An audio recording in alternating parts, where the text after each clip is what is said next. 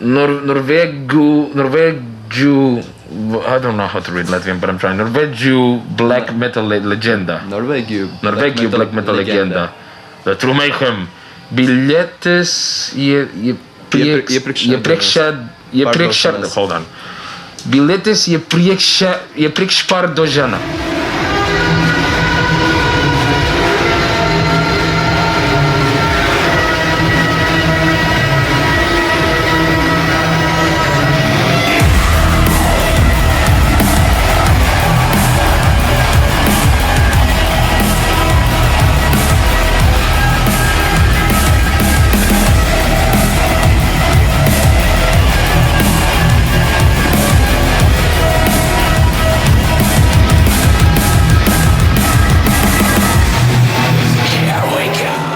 Hello guys, I'm Alex from Mila and this is Ligurian Media, and today we have a great guest, great performer, and this is Zardonic. Hello. How are you guys doing? Really happy to be here, man. Thank you so much. Thank you, Zardonic. How I know this is first time you're here in Latvia, in Riga, performing video concerts, and that's great. We all wait on this. We can't wait to see you on the stage. And it's simply perfect. And the first question I want to ask you, Okay. your way. First of all, your first nickname was Gore Priest, right? That is correct, yes. Gore That's Priest. awesome. It was approximately 16 years old. It's, I would say, yeah, I was about 16 years old when I did it, maybe 17. I was very much into all the Scandinavian school of metal, you know, black metal mostly. I heard everything, like also the greater death metal bands from America, like Death, Cannibal Corpse, Morbid Angel, classics. But somehow, and it's very weird because I'm born and raised in Venezuela. You know, this is a country where people listen to salsa and merengue and reggaeton, and I'm not saying that's a bad thing. I actually have there's a special place in my heart for old school salsa. I think it's very good. But I don't know. I guess music sees no boundaries. Few sources in the internet we can read that you also perform in black metal. This is your also history. You played guitar maybe somewhere. I did, but I remember having some shows back in the day, but it was the funniest shit ever. Like the first time that I performed as Gore Priest, I was a solo guy. You know, I never had a band. I have no patience to have a band. And that's why I'm a DJ. This is actually kind of a way to be a solo performer. As a solo performer, you're doing black metal, and I was doing everything with synthesizers, right? The show was me, right, with corpse paint, huge ass pentagram, wooden pentagram was this big. And I got on stage with a lot of chains and stuff. I went balls deep. I went all in. I wanted to look like the most satanic motherfucker you've ever seen in hell, and that was me. I wanted to be that. The lyrics and the whole thing was about the apocalypse and destruction of mankind and all this shit, and it was just me with a keyboard on stage. You know what I'm trying to say here? There's nothing, like I remember actually it was this guy, a guy that I respect a lot. His name is Carlos Sanchez from Kruger. He's a legendary death metal band from Venezuela. He told me, like, considering that you're a solo act, there has to be something visually attractive for the people. And I realized that, yeah, I mean, sure, the makeup and everything, it makes everything interesting, but at the end of the day, I'm just a dude playing keyboards on the stage with a sampler and playing the rest of the stuff, right? So I'm like, this isn't really working. So I thought maybe I need to find a different way to play my music live in a way that makes sense. So the only people that I've seen performing solo and people are okay with it is the DJs. And I always liked electronic music, but I thought this just needs more metal into it. So I'm gonna bring metal into electronic music. I get to perform as a DJ, and it will make the project, this new Sardonic project, as it was back in the day, after I decided to not do more music as Gore Priest, it was going to be a better way for me to perform live. So Gore Priest became more of a studio project after that. I only did 2 shows. People enjoyed the music, don't get me wrong, but I wanted to give them something better, you know, so... Interesting. And yes, looks like we gently started to talk about your symbol, about your mask. You said it's some kind of destroyer to show people who they are or what they become.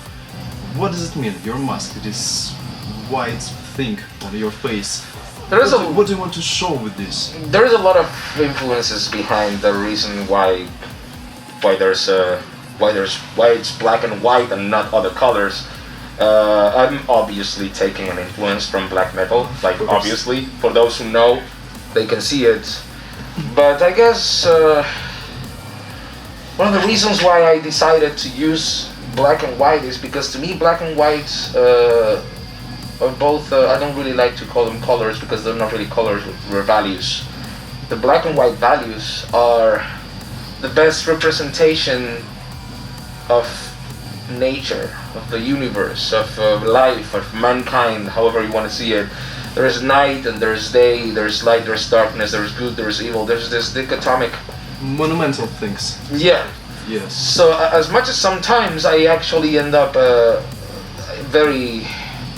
sometimes it bothers me, this dichotomic nature, because politicians use it a lot to manipulate people, you know, like Republicans and Democrats. There's no in between, there's no third option. They did the same in Venezuela. White and black. Exactly. They did the same in Venezuela, it's blue and red, there's no in between. And people follow that shit like sheeps, you know? But at the end of the day, how can we avoid that if it's our nature?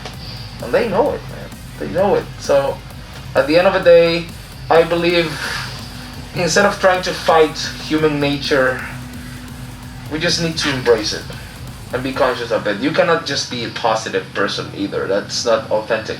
So when you're only in the light or only in the darkness, you have no perspective.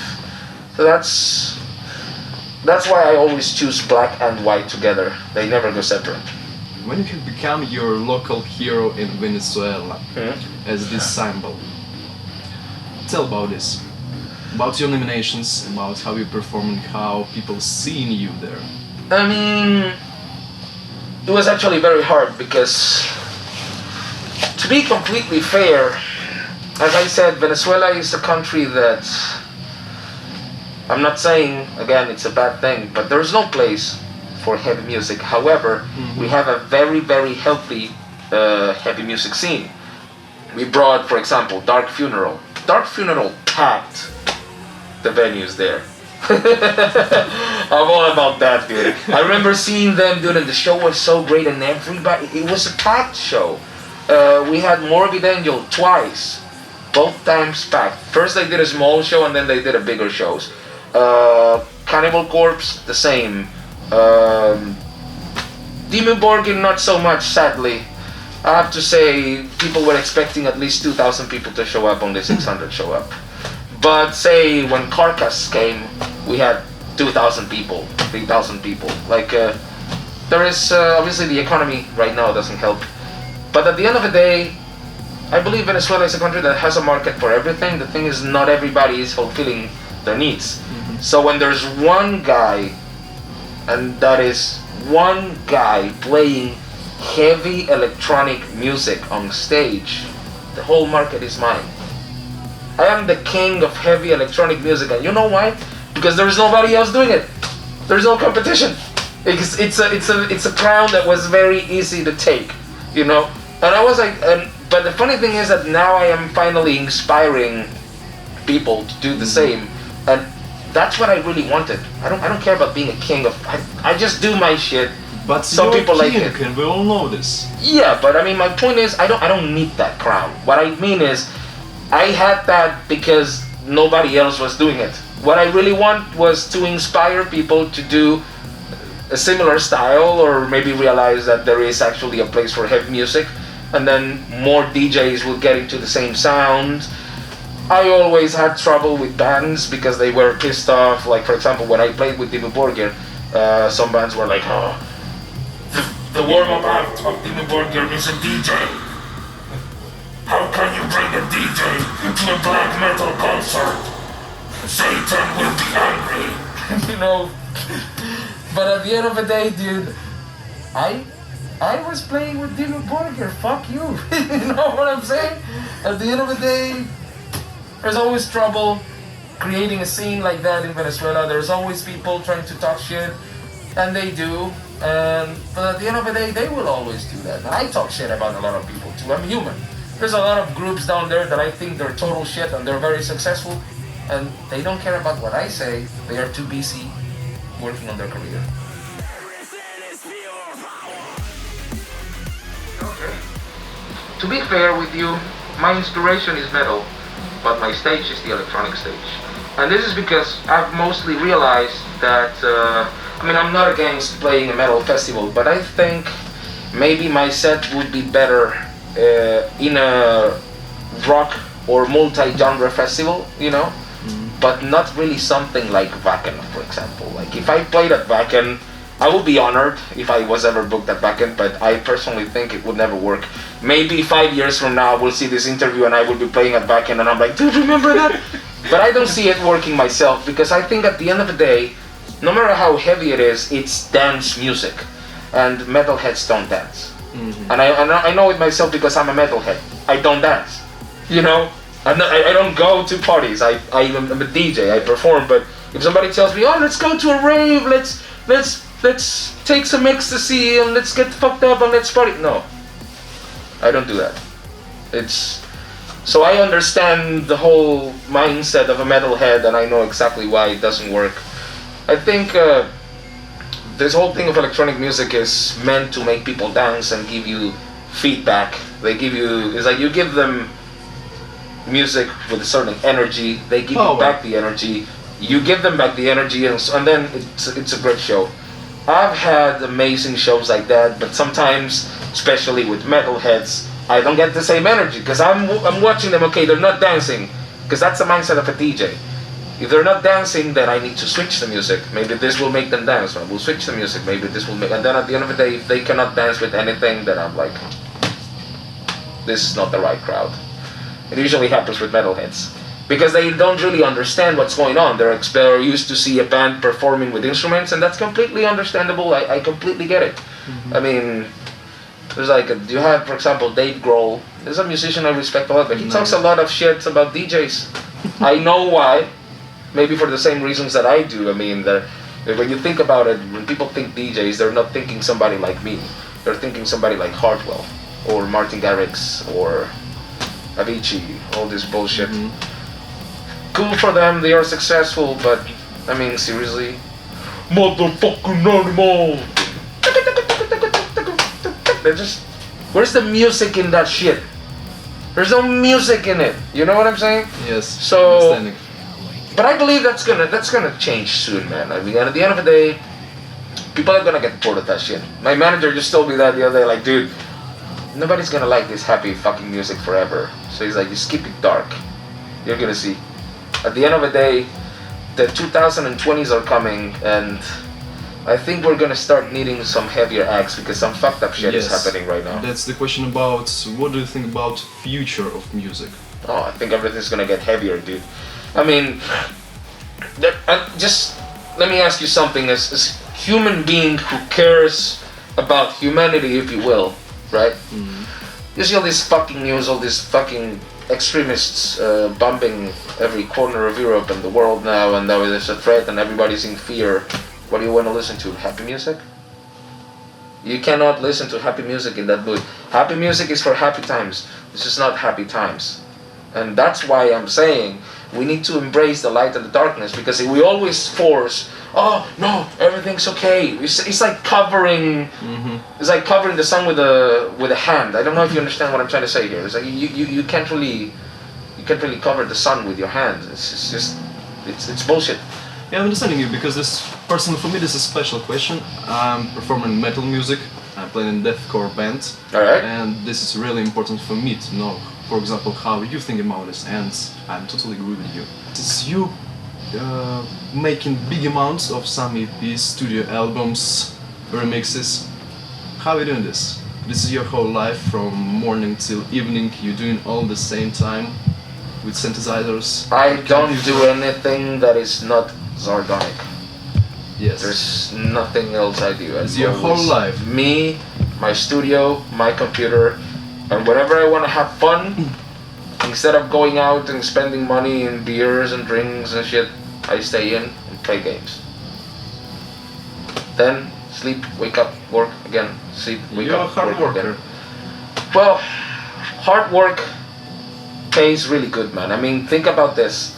I did the same thing since I started making music. I even would skip school sometimes because of this. Now I'm in Latvia. You know what I'm saying? I mean, It's worth it. what are the odds? You know, think about it. What are the odds of this dude again from Venezuela making heavy as fuck music, and I'm in Latvia? And this is a beautiful city, amazing people, beautiful women, great beer. You like it. Yeah, of course. Thank you. It's amazing. It's always a good experience. Even if I go to a place I don't like, it's always good for the book of my life. You know. So, thank you very much. Once again, I just want to say that today we will have great guest. This is Zardonic, Federico, You got it right. and we can wait. Really, first time for us, first time for you, and just set this place on fire. Thank you so much. I will. I will burn all you motherfuckers to the ground. Thank you. Thank you so much, Latvia.